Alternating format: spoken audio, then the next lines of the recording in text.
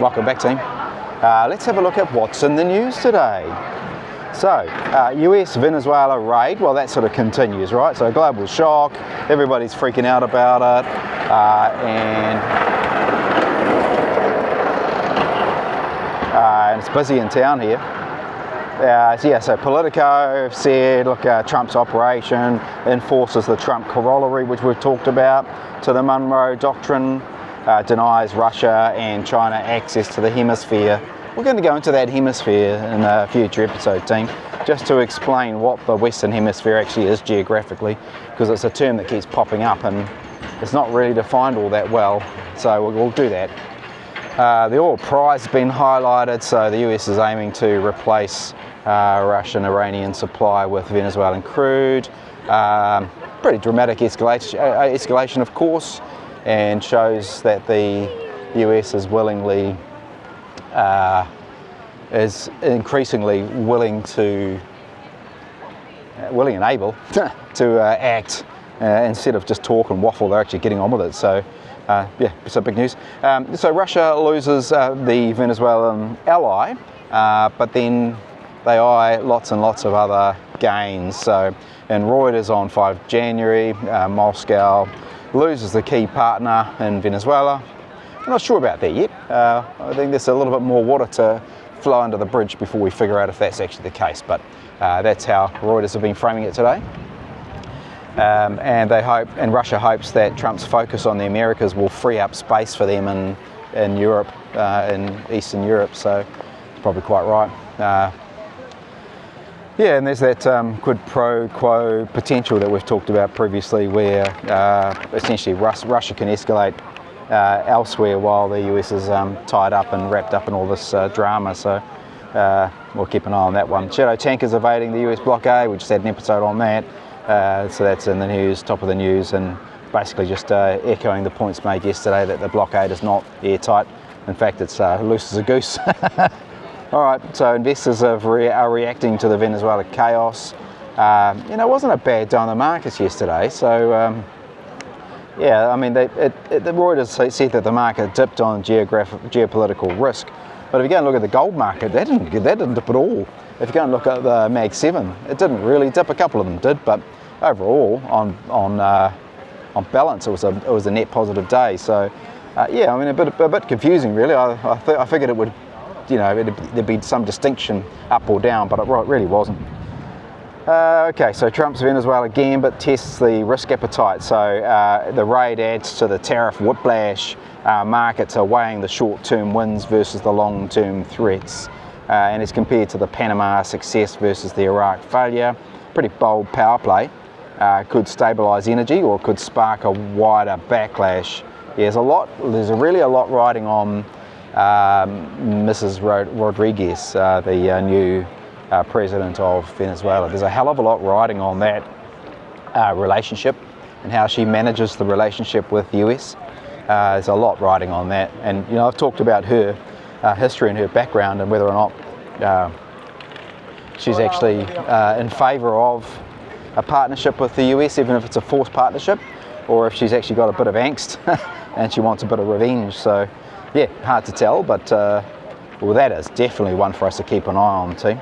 100%. Now, Greenland, oh my God, all over X. If I can find it, I'll put it up here. If you take it, we take every single base of the Americans, from Aviano to Ramstein, from Romania to all the other military bases, will be confiscated and you will lose it.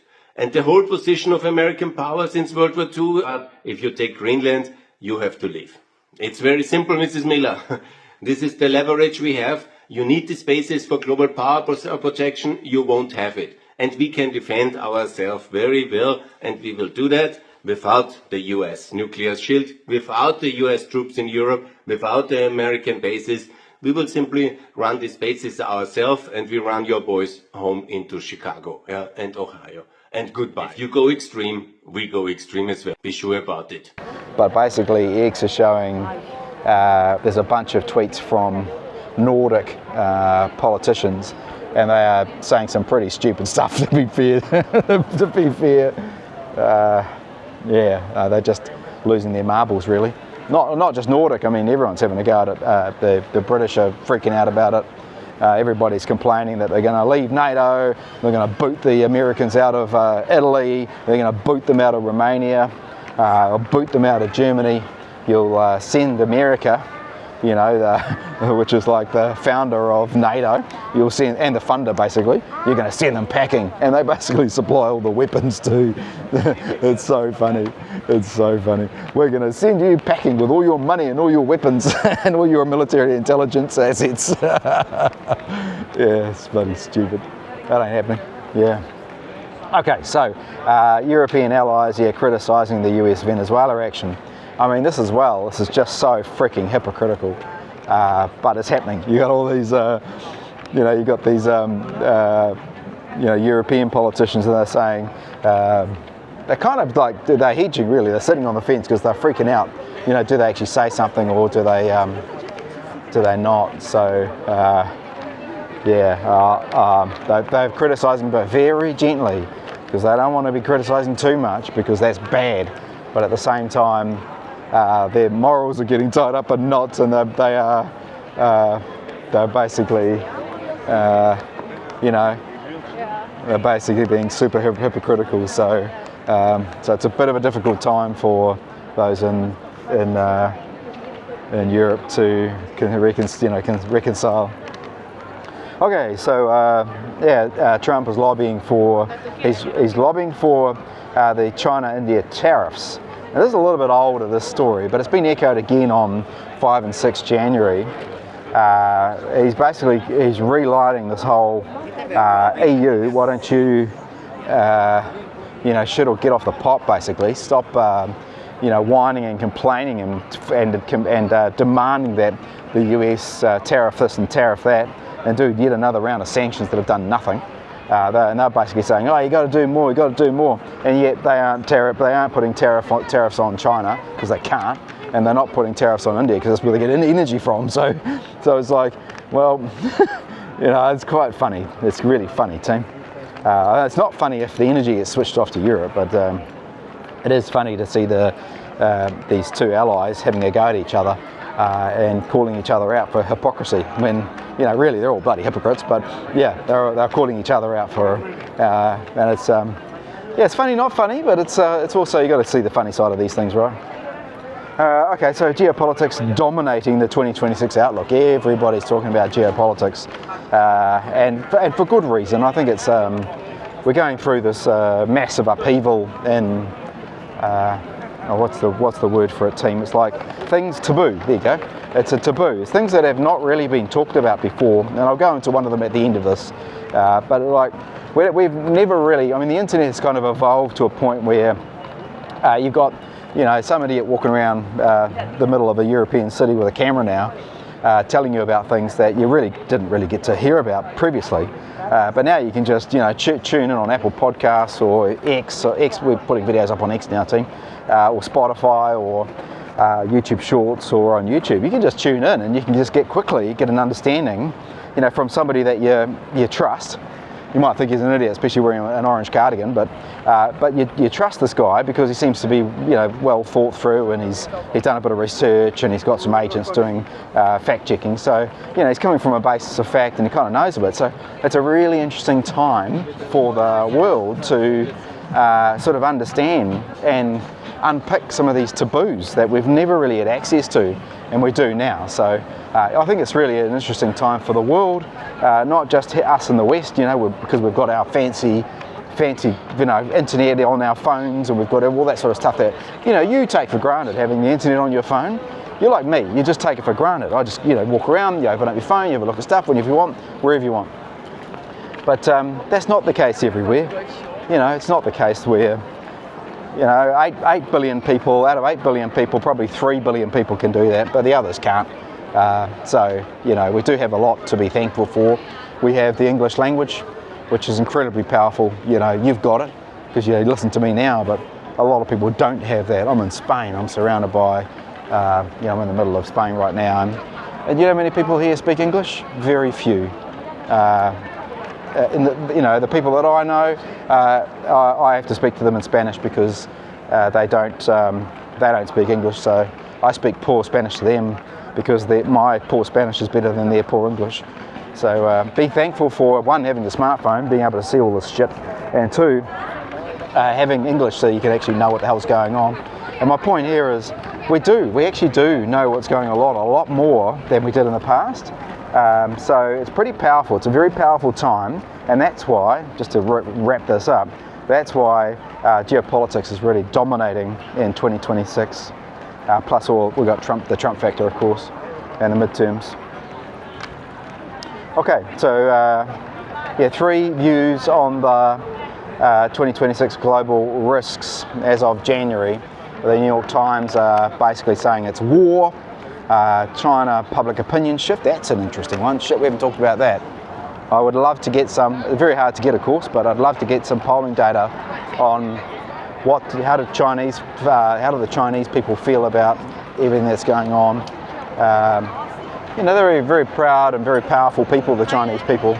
We don't really know that because we don't really get any insight into it, but my research shows that they're actually freaking powerful.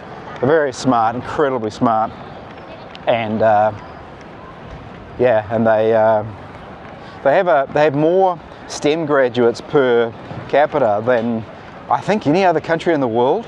When I was a wee pup, I did something called CCIE. It was like a computer networking qualification, and in my home country of New Zealand, there were 42 of us that had managed to achieve this thing. It's just an exam. You go and do this practical exam with a proctor in a lab, and you've got to demonstrate you can build like the internet basically inside this laboratory. And if you pass, then you get your certificate. But most people don't. Like many people will try, and it's like $2,000 a shot. So a lot of people will try like 6 or 7 times and then give up because it's too bloody hard. But the reason I'm telling you this is when I went through, and in New Zealand there were 42. New Zealand's it's like a reasonably advanced country. It's got a good education system, and it's got a relative prosperity to allow people to learn and be great at things. And we had 42, but like China at the time had I think it was 1,500. They had 1,500 of these CCIEs, and really left an impression on me way back in 2001. How holy shit, if you think New Zealand's a smart country, I'm just using it as an example, team, but if you think New Zealand is a great smart country and we know everything, and then you find out actually we're tiny. I think China had as many CCIEs as the US, as North America. So, they're a very, very smart sort of group of people. So a very interesting question that is the China public opinion, and definitely one to deep dive into at some stage. Okay, so the last one, which is really a clown story. A Russian sub escorts their VLCC Bella. We've talked about Bella. So Bella's that crude carrier, and I think it left a port in Iran and was sailing for, I think it dropped off a bunch of oil or something from around there. And so it's empty and it's sailing back up into the Baltic, so probably up to Russia. And anyway, so the Navy, the American Navy's been trying to catch this thing for the last week and a half, 2 weeks. Let me have a look here.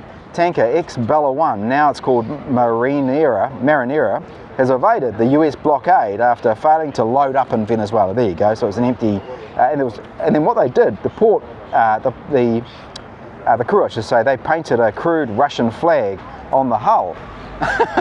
Can you get this? They're like, oh shit, there's the Americans, they're after us, quick, get your paint out.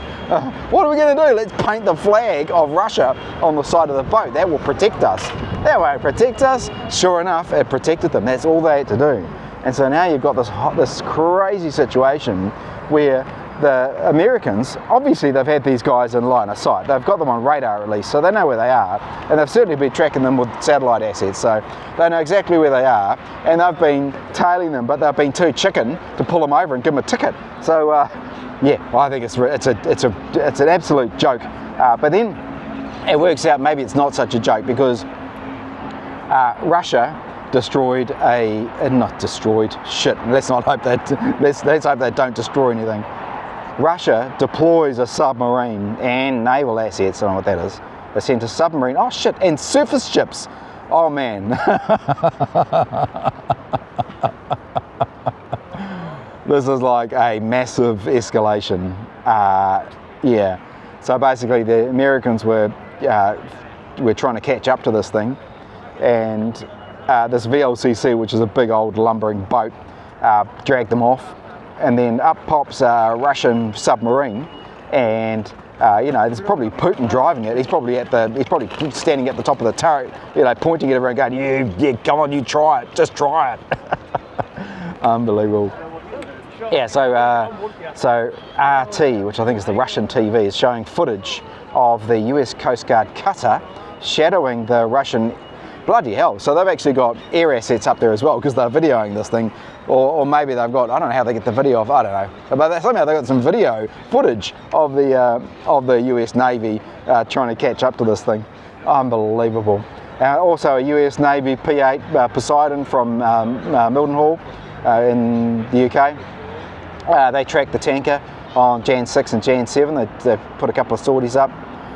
But you know what, that would have been it. They just would have flown over a few times, done a few circuits, and then gone back to base. So the Coast Guard cutter is still in pursuit. Jesus Christ, US. Holy crap, you just go home, you've been called out. Oh my God, the shame, just the shame. You guys have been caught red-handed, you've been called out, and you've just been smacked with the wet bus ticket. America. What's happened, America? Yeah, so this is the Trump blockade in full force. Oh shit, they've painted a red, white and blue Russian flag on the side. Run! Basically is what's happened. Unbelievable. Can't believe it. So they spoofed signals, they've turned off their transponders. They were spotted between Scotland and Iceland, heading northeast. 25 miles west of Grenada earlier, now deep Atlantic. Weather is complicating operations. What, they can't operate in weather? Oh, for God's sake. They're not carrying oil, so they're going really fast. It's a VLCC, you've got to be joking.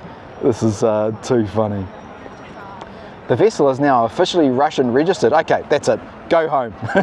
Go home right now. Go home, stay home. That cutter, turn around, mate. Go home.